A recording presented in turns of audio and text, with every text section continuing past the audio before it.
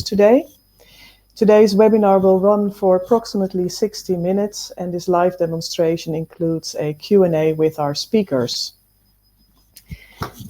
Next, I can scroll through the slides myself. This webinar is designed to be interactive. As you can see on the right-hand side of your screen, there are some buttons through which you can chat with us. I have to check at the moment. Okay, somebody wrote a comment. I hope the sound is good. I see that earlier on there was some noise in the background, but hopefully today, at this moment, it will be okay. So please go ahead with questions. We will collect them and save them to the end of the session where the Q&A starts.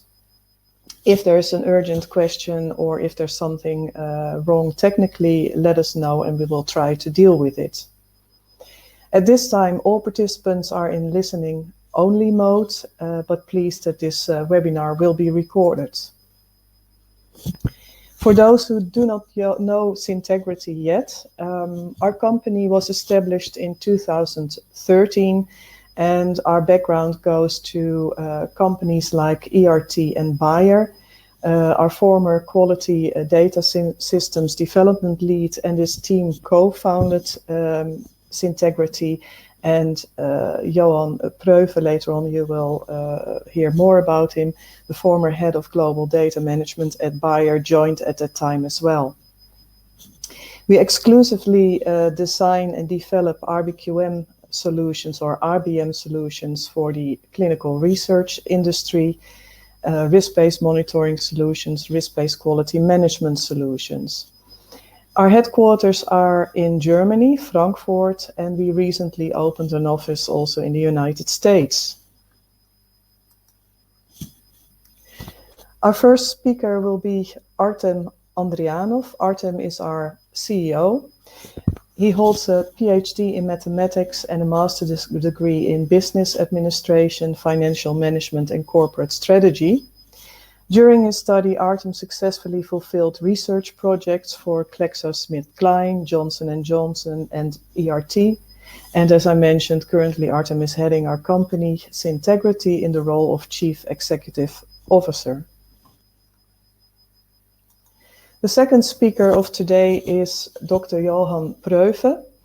Johann Paratha is our subject matter expert with more than 35 years of experience, mostly in the former role of global data management head at Bayer. He is a sought-after speaker and lecturer.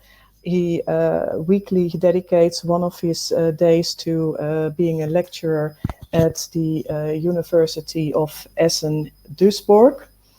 Johann holds a PhD in biology, and you will hear him speaking soon. Our name, Syntegrity, goes to or our logo, I must say, relates to the butterfly effect. And the butterfly effect represents small acts that can have big effects.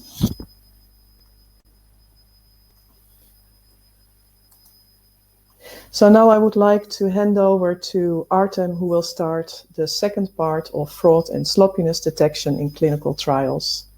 Go ahead, Artem. Hello, everybody. I hope I'm audible well. You can hear me. Linda, thank you very much for a nice introduction.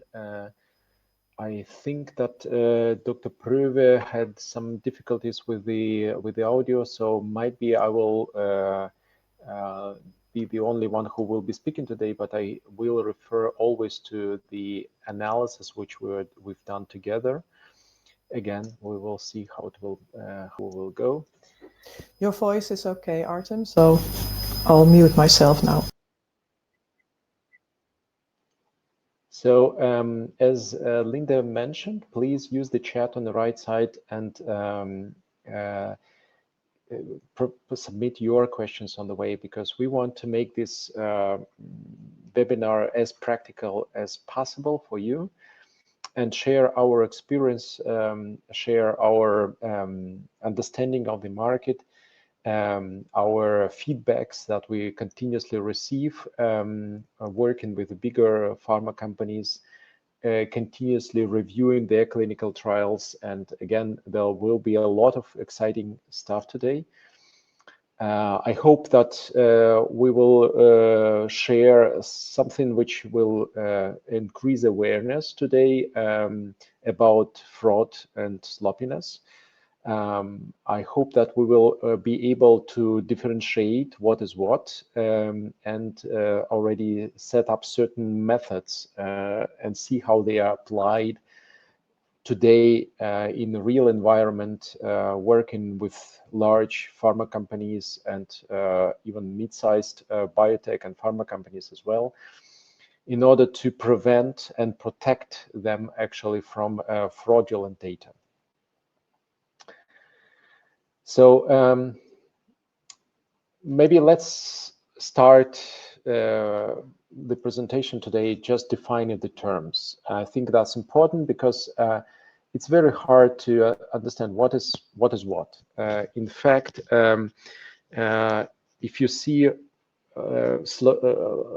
something about sloppiness, how to define what is actually where the fraud starts. Is it was it misconduct, intentional or non-intentional? Is it that the signal that it was fraud, or was it? By the way, it's also hard to prove either was it intentional or not. However, at the same time, when we speak about such terms like fabrication, falsification, plagiarism, these are definitely the symptoms of fraudulent behavior or illegal behavior. If, for example, in clinical trials, we could identify making up data. One of the examples that we will be sharing today is, for example, duplicates of patients, where certain patient data was copied or almost copied, so to say, so copied and then altered on the way, during the clinical trial. We can understand the reasons. However, that's very much not acceptable in any genuine scientific research. And that's why we do everything possible to detect these situations as early as possible. So this is maybe this is what we can start with. Some of the information which I will present today comes actually from our first webinar, but there is a lot of new information, a lot of new case studies today, and we will be exploring much more practical exercises today. So again, if you're new today on the webinar, don't be scared. I will introduce the basic terms to you, and we make sure that we're all on the same page, so that you are not lost without the previous participation. So yeah, let me give you a couple of numbers in order to understand how big is the problem. So there are certain publications which you may refer like after this webinar, or maybe explore after this webinar, and they tell very striking facts, very important facts for every pharma company, every CRO to know today. So in fact, they are referring to different analyses and questionnaires that were done in US and in European Union. They say that approximately 40% of researchers are aware of misconduct and don't report it. And here I must say that when, for example, American academic psychologists were asked about fraud, 2% of them admitted that they conducted certain serious, serious misconduct. So, for example, data fabrication. However, what is very interesting is when the same people were asked about their colleagues, if their colleagues actually had, if they think that their colleagues conduct data fabrication, the number of positive answers increased to 14%. And when they were asked if there are, like, for example, non-serious misconduct happening, they said, yes, 74%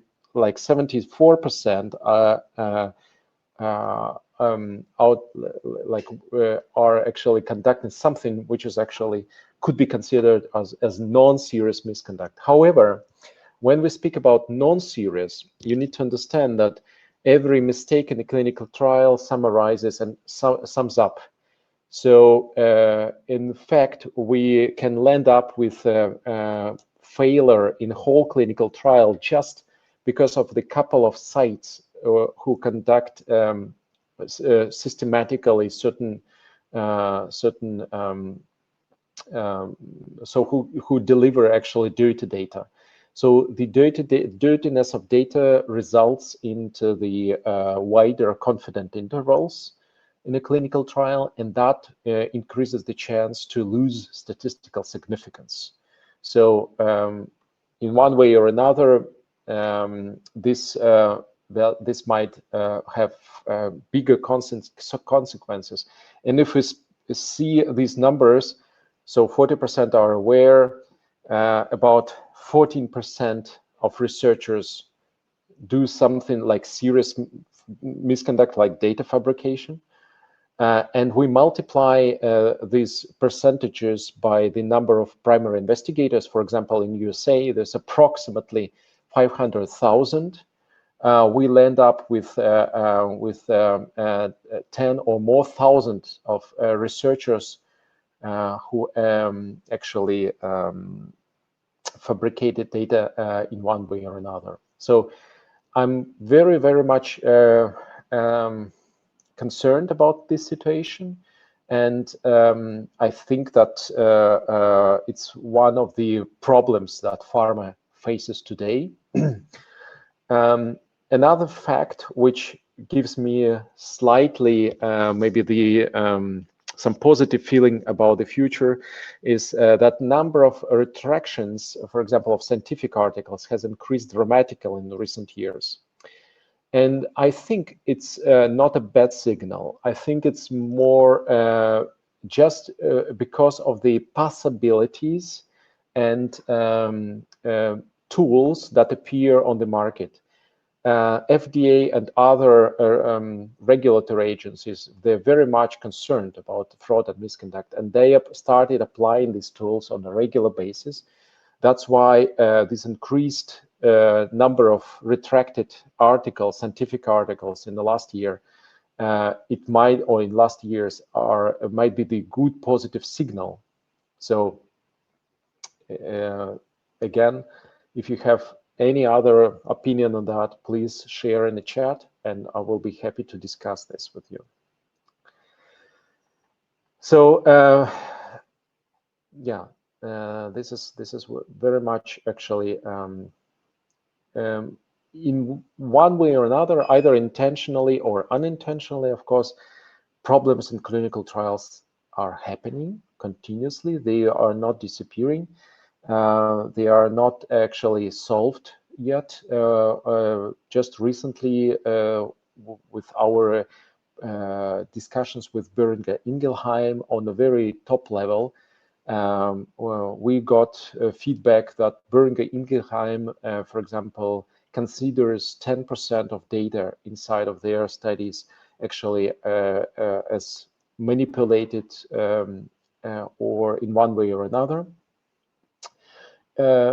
You can hear these percentages. So what is 10%? Just to give you maybe the perspective, In usual clinical trial, if, for example, if you speak about a clinical trial in spirometry or a cardiovascular clinical trial, we usually fight, so to say, for certain percentages of improvements. For example, in spirometry trial, even though if we get 1-2% of lung function improvements, nevertheless, that means a lot for a patient. That patient, for example, if this improvement happens, really can go stairs up without additional help or without, for example, oxygen balloons. So this is very much another quality of life by a patient. And if we see that 10% of data is actually, as I call it, dirty data in one way or another, we lose the chance to see this this medical effect, and we need more and more patients in order to make it obvious. So I could compare it with, for example, a fuzzy picture, and dirtiness of data is so this adding some Gaussian noise on this picture, so you can hardly recognize what is on the picture. And if you clean your data from dirty data, then picture becomes more and more sharp, and you see a medical effect with less number of patients. So that's maybe a simple comparison how the dirty data actually might be considered. So why it happens? Of course, everybody. Every researcher who steps into this into this area, they have their own motives, but there are some basic motives which appear again and again. As I mentioned, the biggest driver usually is a desire to get a result that a researcher wants, and to see certain, for example, statistical significance. This is what drives actually the career, so to say, of a researcher further. And this certain misconduct might be dedicated towards this goal. Primary investigator sites usually conduct some fraud in order to get monetary gain. So for each patient, site approximately in the US can receive up to $10,000. So it means that if you duplicate a patient, so and you copy the data, so to say, from one patient to another, instead of 10,000, you receive 20,000. So this simple math gives you a feeling that this is a quite significant motive. Of course, there are many sites who only focused on clinical trials, and that's their main source of income. I don't say that these are the sites who usually conduct fraud. No, but they have actually sometimes higher motives to dedicate or to maybe to do some fraudulent behavior. Of course, sometimes it's just a naivety, ignorance, if it's a new person in clinical research, or somebody has forgotten to do something, and it's like very much. I heard these discussions, for example, if study nurse forgot to measure ECGs, and you always like at sites. You don't wish to get annoying CRA coming to your office and asking where's the data, why it is actually so much gaps in data sets. So it's kind of organic that sites decide to duplicate certain information, and that happened even in quite respectful sites. And I'm sure that everybody remembers the case with duplication of patient at Novartis and Diavan Japanese site where actually the information was copied from one patient to another. So again, whatever the motives are, I truly believe that these motives are not explanation, so to say, to ignoring this problem, and not by any sense are like by any sense they are not they should not take away any activity which will protect clinical trial and scientific research from fraud and misconduct. So there are many situations, and of course, losing of reputation is one of the effects, and reputation very hard to measure. Companies work work many years to build up this reputation. The reputation could be lost within minutes. Similar, like it happened with BI trial. After that, this sponsor could not still struggling to recover after this like awful case with phase 1 clinical trial. But it can also really literally result into health damages for volunteers, for patients, and there could be victims based on that. Therefore, the level of criminality of fraud and misconduct in clinical research is very hard to overestimate. I must say, in my personal, like professional life, I saw many cases where various stakeholders conducted intentional or unintentional misconduct. And when we speak about fraud, usually people think about sites in clinical trials. However, I must say, it's not the usual troublemaker to my mind. So the usual troublemaker, frankly speaking, are those who actually collect the data and CRO, and those who are actually are in charge of the clinical trial conduct. So sites manufacture the information, so they manufacture data, so to say. Of course, the chances that something could happen there are high. So manipulation with the protocol, misuse of measurement tools, just because they don't know how to measure that. Very simple example, I remember in one clinical study, sites were using like measuring spirometry for a clinical trial, and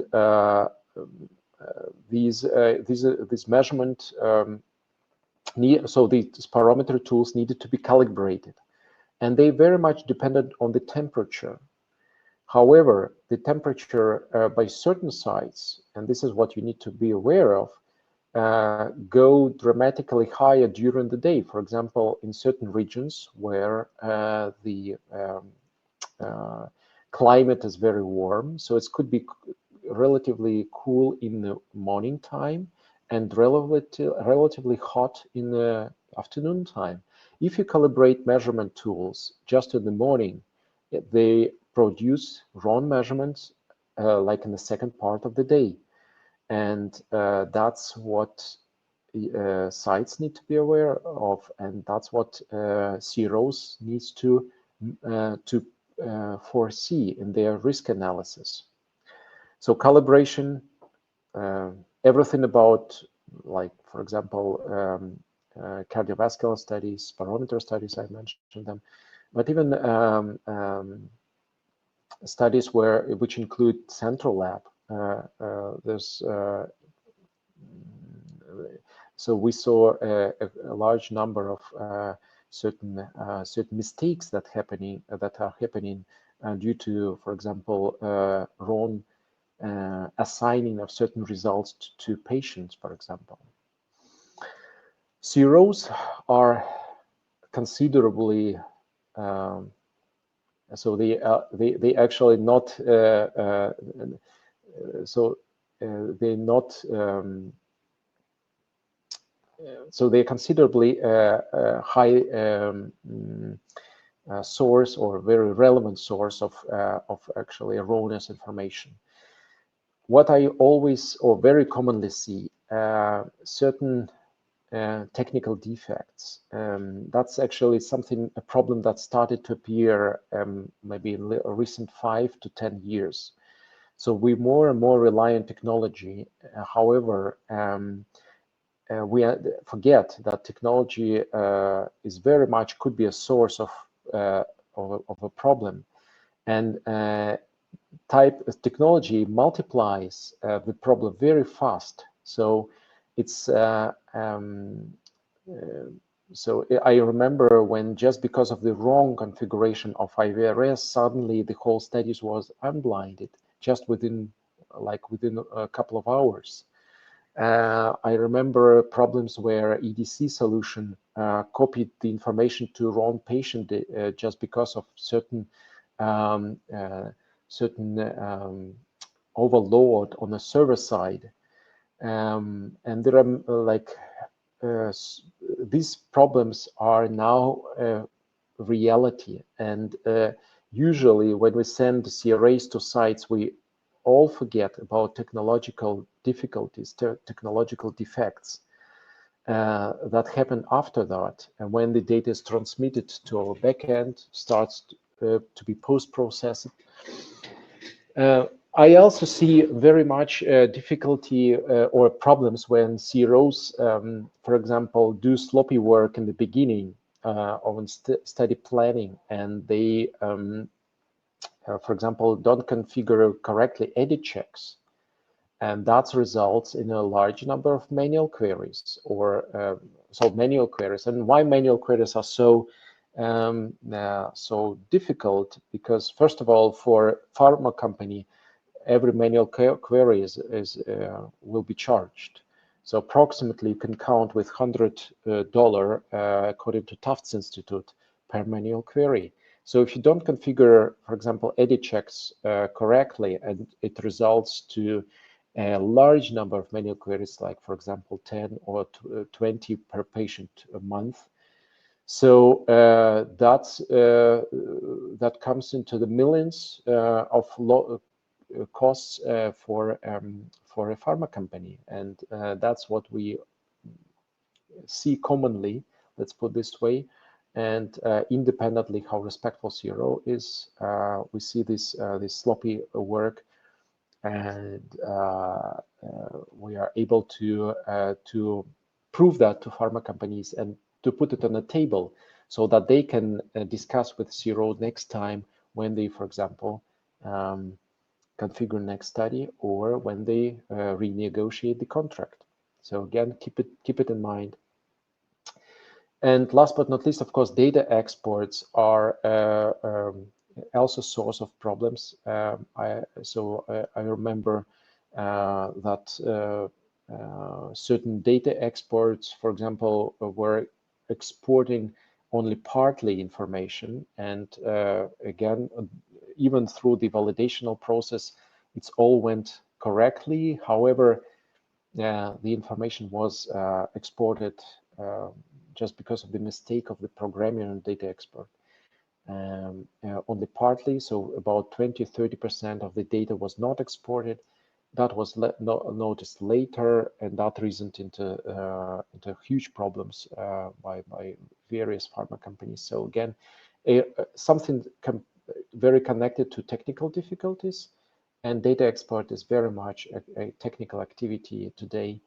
And just don't trust always simply validation, because validation is done in ideal situations. When reality comes, it's always the servers are overloaded. There is not enough memory there. There is not enough space there. there is something extraordinary happens that never was foreseen in validation environment, and that's what reasons in the problems.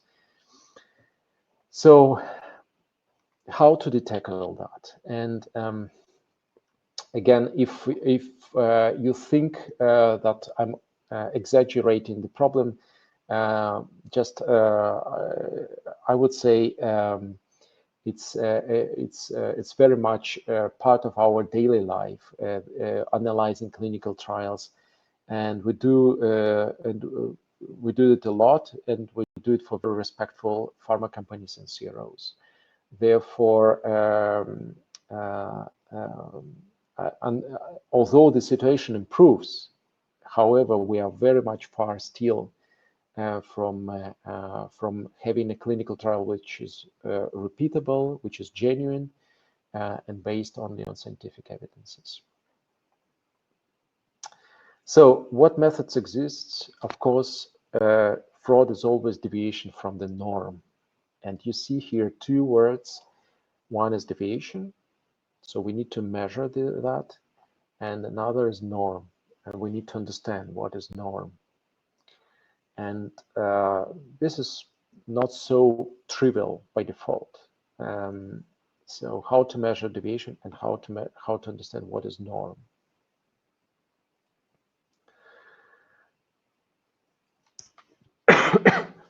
So, of course, on the market appears a number of analytical tools that help you with that. So they connect to various recording systems. They process information on a daily basis. They risk manage this trial and measure different parameters of information. And when, for example, one site is particularly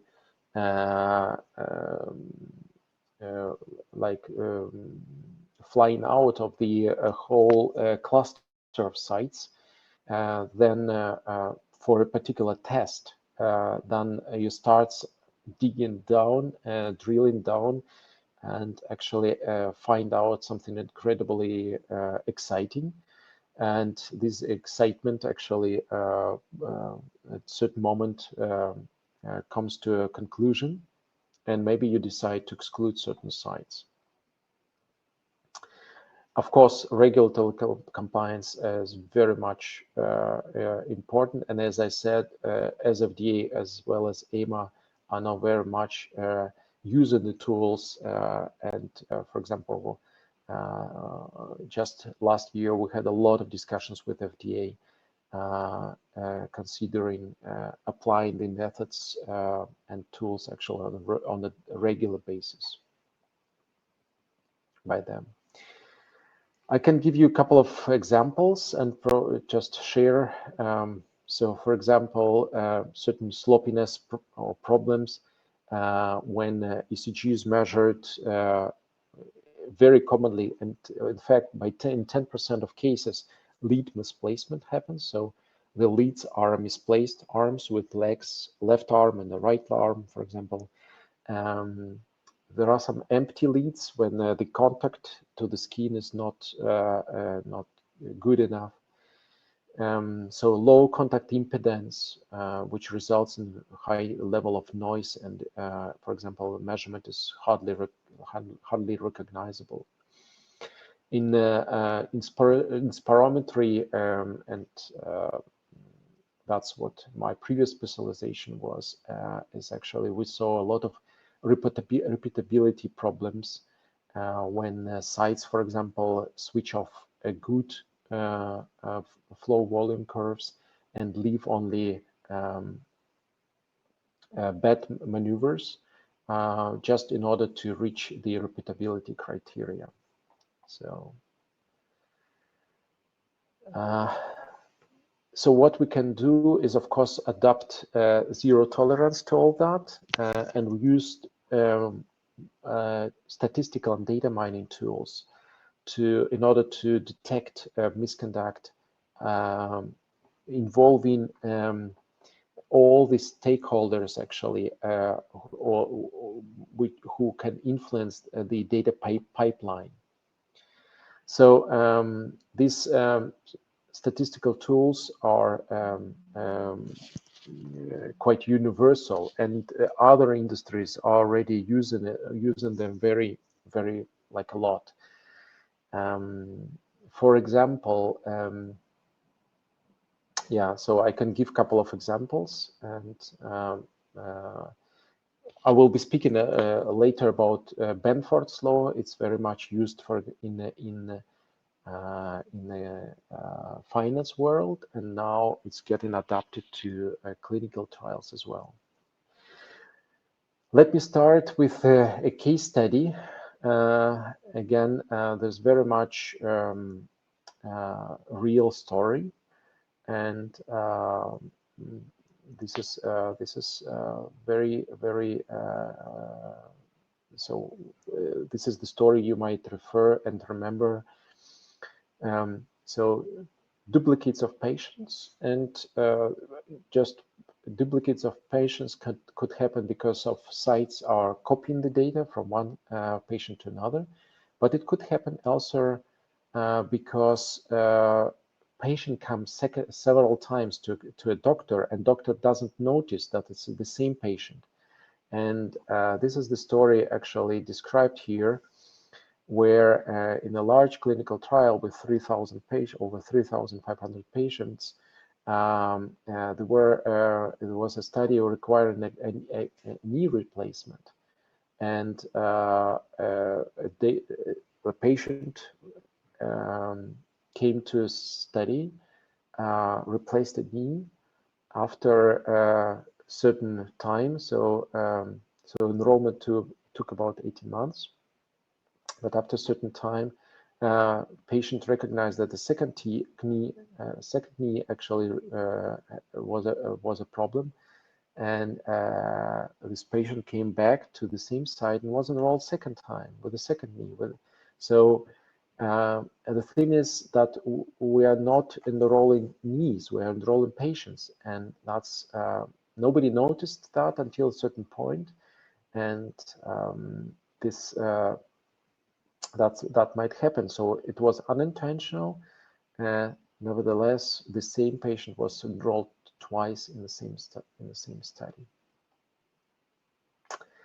Another example from recent analysis that we have done, a quite exciting analysis, I must admit, and we need now really. So I cannot share all the details because the data is very much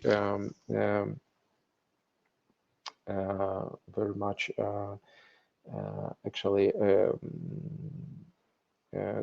like corporate secrets, but I can provide you some anonymized information. For example, we started the analysis of a clinical trial. It was approximately 150 patients. And we knew that this study failed, but we didn't know why it happened. And so this study was conducted in Asia, and we knew that there are some chances to find duplicates of patients there.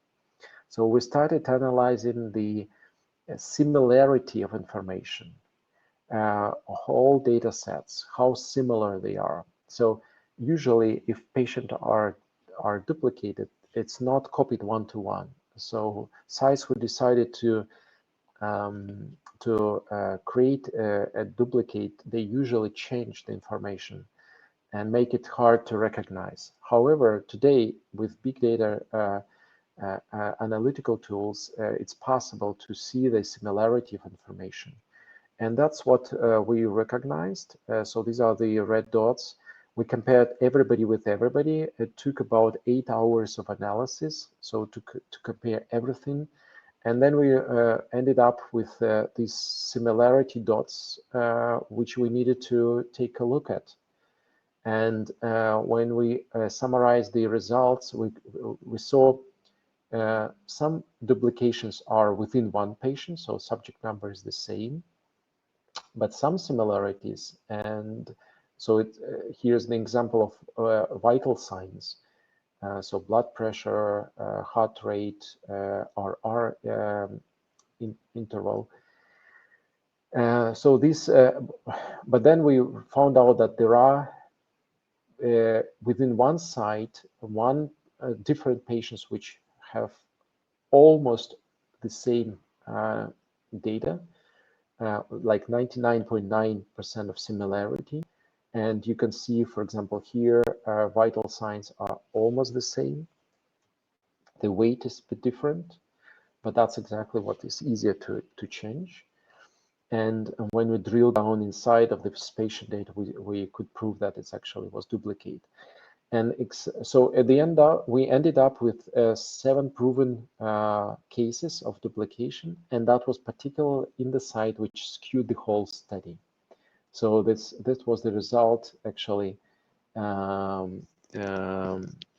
where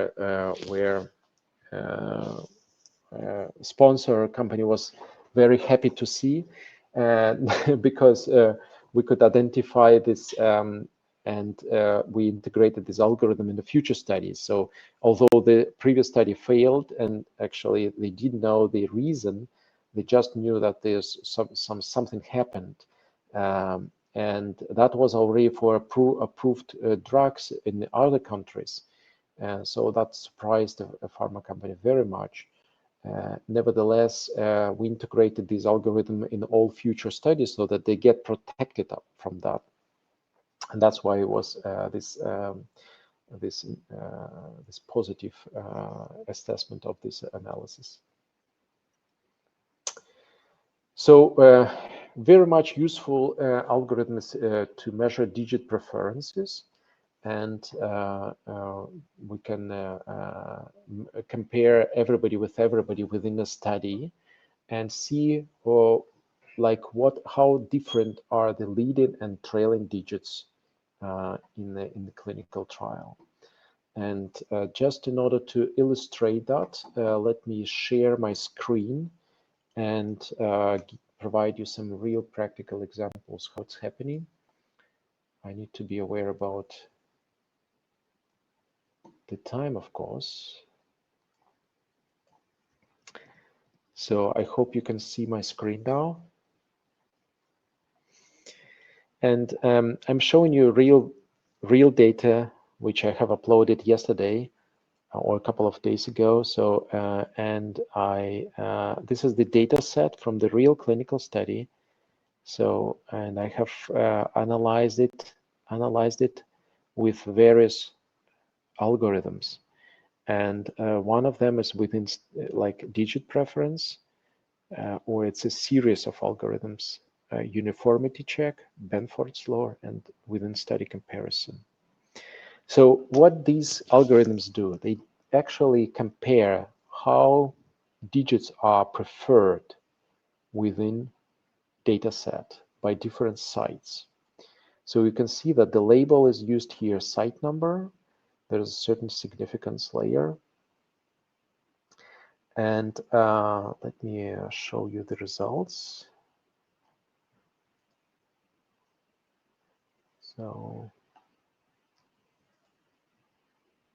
So this is a digit preference within study comparison.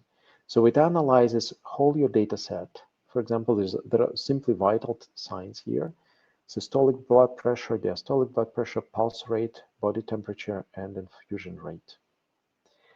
And it highlights to you already for each variable that you have uploaded something what you need to take a look at.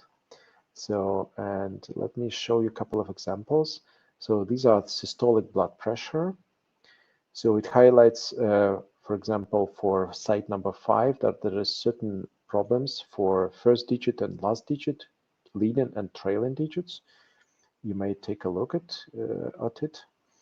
And we immediately spot that there are some jumps into certain histograms. And these jumps happen on 10, 20, 30, 40. It's obviously kind of rounding effect of systolic blood pressure. Let's go forward. The same for diastolic on 70, 80, and 90, very much rounding. So you see how dominant does this rounding in your study. So this is where sites are really not doing a good job. And here's the pulse rate. We all know that sites really hate to measure pulse rates. So let's check how it goes. So there are a lot of troublemakers, as we see, but here we have a possibility to add and analyze different sites together. So let me choose a couple of sites for our analysis and see what we can figure out with them. So yeah. So what do we see? Here are like pulse rate leading digits, and I can like show you certain sites. For example, here we definitely see that the site number 42. So every fourth digit jumps, and if you remember how sites are measuring the pulse rates, they usually measure 15 or 30 seconds and multiply by 4 or by 2. So if they multiply by 4, then you see the jumps every fourth digit. If they multiply by 2, then you see the jumps every second digit. So for example, here, this site is measuring 30 seconds, and that's why this jumps happens. Compare with this site, who is measuring quite like whole minute, and they do a good job actually, that all digits are universally spread around. But the real troublemaker or the real problem maker actually is site number 19. You see, first of all, that this site is not only measuring only 15 seconds and multiply by 4, that's why every fourth digit jumps here. They even sometimes forget to multiply, and that's why these digit lands in the clinical studies. So you see these jumps here, and these are the signals that actually the site entered the data, like pulse rate for something, so like only for 15 seconds. So immediately using this digit preference algorithm, you can spot sloppiness like this. And I just showed you very simple example with kind of with basic data. So however, that's the real story. And of course, the deeper you dive into that, the more you learn how to use these algorithms for your favor. So let me switch to slides back and give you more information about what algorithms could be used. So I mentioned already Benfords Law. The Benfords Law is very widely used in the finance industry. And this law actually expects that all digits are obeying certain law, that number 1 appears in 30% of the cases, and number 2 appears approximately like at 20% of cases, and you should see these numbers with a certain probabilities, and these probabilities are universal. So number 9 should appear with 5% of the time. So, and this is where it's like very universal law. And please take a look on this description. And if you don't see that, it's also a signal. So if you apply this law and don't see these percentages, then it's a signal that data is skewed, manipulated, and there is some sort of fraudulent behavior behind. So yeah, there are some other digit preference algorithms like uniformity check. I would leave it for your personal review after this webinar. Interquantile range is quite simple and very efficient algorithm. It shows, for example, outliers within certain data sets, statistical outliers. So it shows you where the data is clustered, and if something goes above, like in abnormal distance from this cluster, then it highlights automatically. Again, data collection errors, sloppy data fraud could be identified by this way. Very practical, simple to use, and in the portal that I have shown, it's also ready to be applied right away. However, even basic scatter plotting could give you a very much could be used as a powerful tool for analysis of fraud and misconduct. So you just need to understand how it could be applied, and scatter plots, for those who forgot what it is, that it's actually plotting one variable against another variable, and you try to combine different variables and see certain correlations between each other. So the correlation usually distribute. So this is the positive correlation, which goes in the higher right end. In negative correlation, it goes to the lower right end. If you suddenly start seeing certain clustering outliers again, that might be a signal to a systematic error. And this is where you need to take more attention. So let me show you one simple example about using scatter plots for that, and I have also screened. So here's the same data set but presented in scatter plots, and I can see already, for example, different clusters. When I come to the body temperature, I suddenly see a cluster here, and I see a cluster here.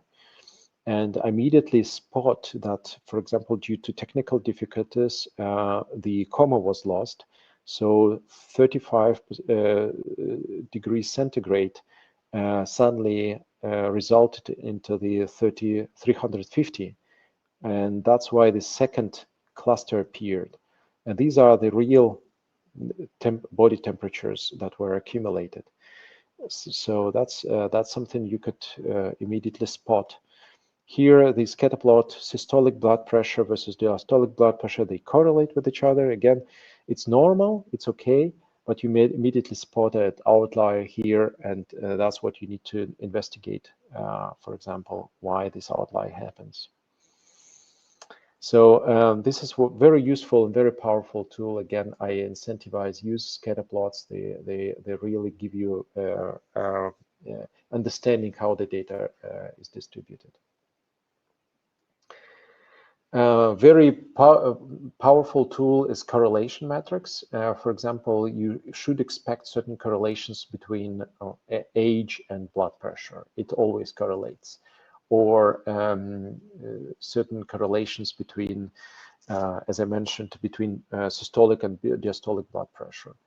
And if there is no correlation for certain sites, that's where you need to take a look at. So you should see statistical dependencies between two variables. So, and it doesn't mean that the one results in another, but if they're correlating with each other in all sites, then but not by one site, that's exactly what you need to take a look at. And here, how this correlation matrix could look like. So the redder color is the lower is the correlation. The more bluish color is the higher is correlation. So you can find the correlations between the races and certain parameters, between age and certain parameters, blood pressure parameters, or cardiovascular parameters, and that's where you need to analyze across studies across sites. Sorry. And histograms could give you also a very good hint where to look at. So in fact, most of our variables which we accumulate in life sciences, they have a bell-shaped curve. and that's what you usually get used to. However, if you suddenly start seeing certain alternative appearance of alternative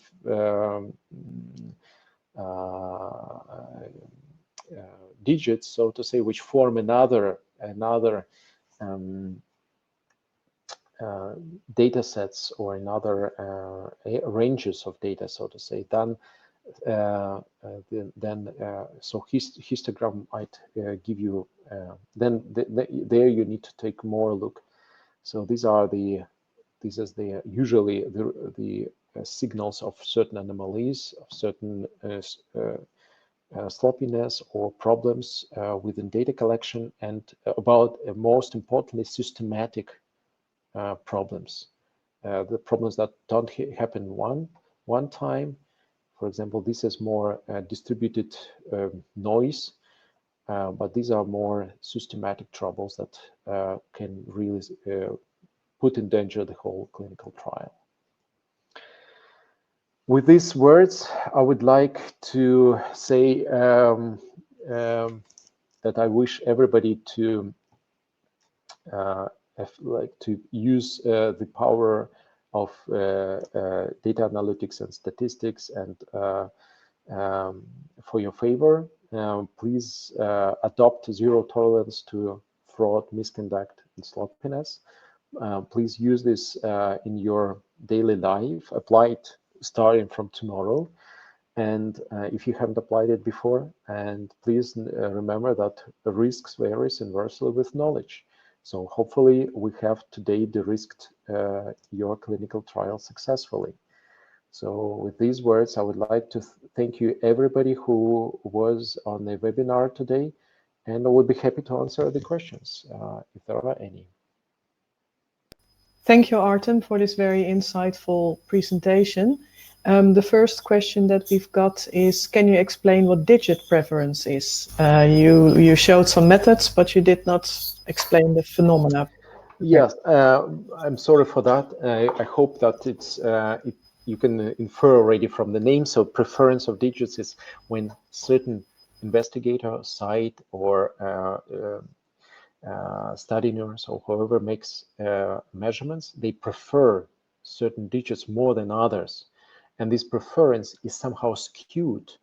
So you start measuring and you prefer, for example, 5s and 0s because you round the data, or you prefer digit number 1 or 2 just because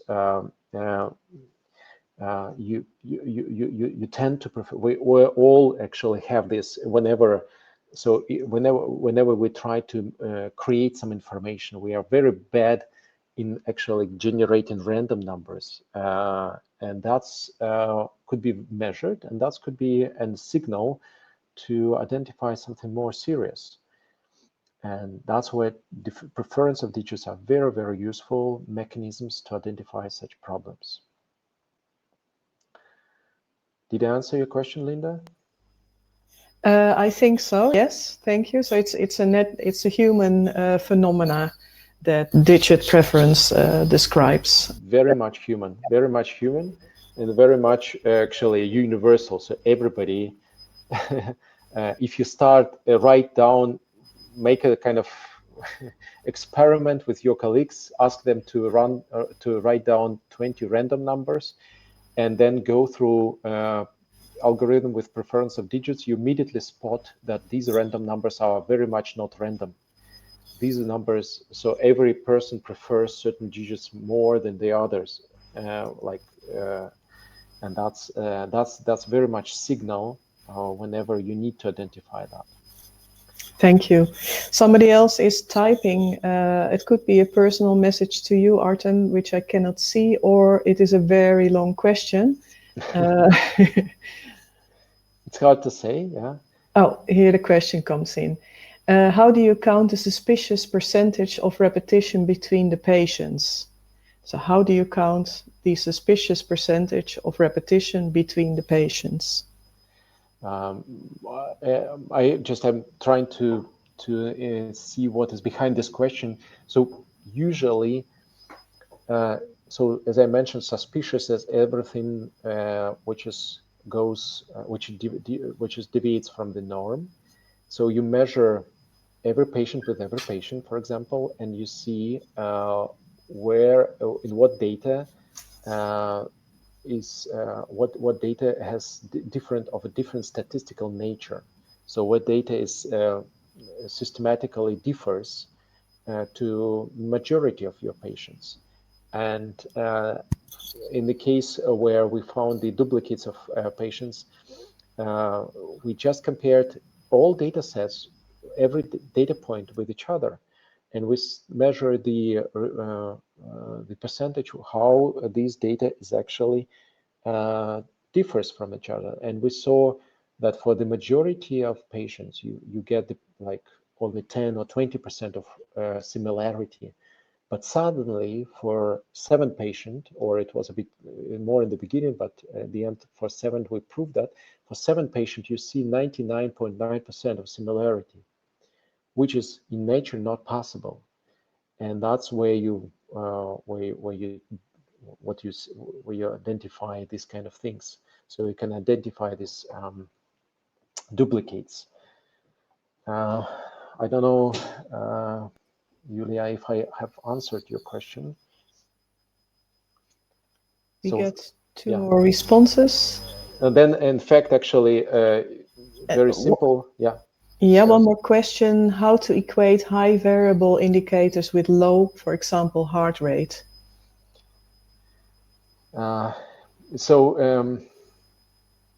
Good question. I don't know if Artem, in this case, yes. Could you elaborate more what is the background of the question?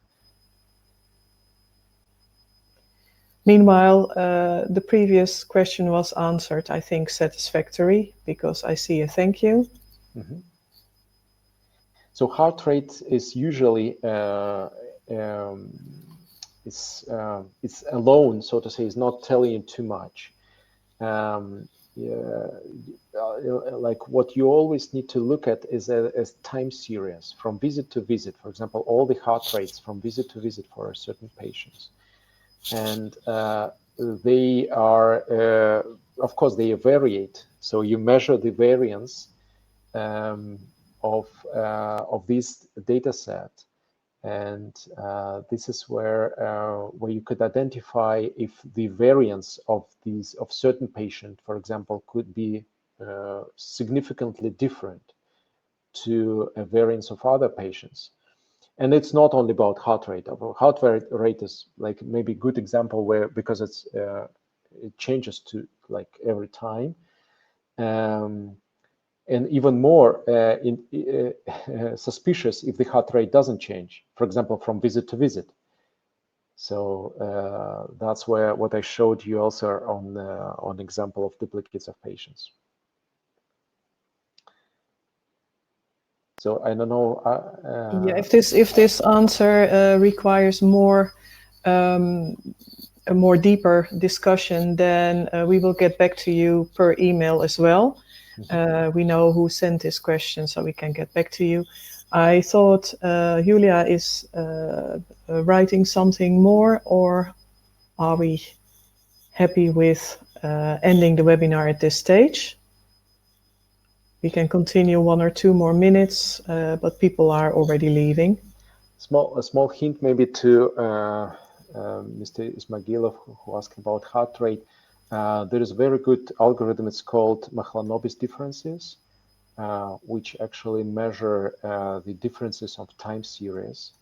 And this algorithm, which is now used for such variables to